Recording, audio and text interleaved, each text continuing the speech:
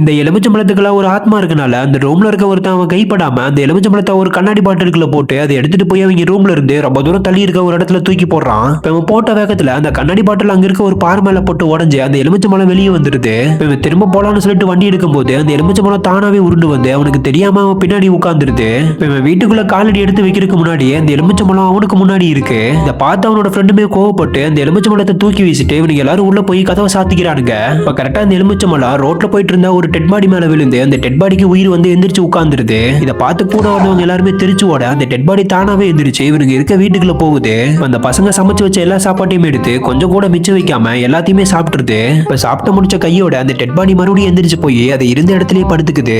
So அந்த dead body மேல இந்த எலுமிச்சம்பழம் தானாவே உருண்டு மறுபடியும் இவங்க வீட்டுக்குள்ளேயே வந்துருது. இதை பார்த்து அவனுங்களுமே பயந்து போய் வீட்டை விட்டு வெளியே வந்து அவங்களுக்கு தெரிஞ்ச ஒரு சாமியார்கிட்ட போய் உதவி கேட்கறானுங்க.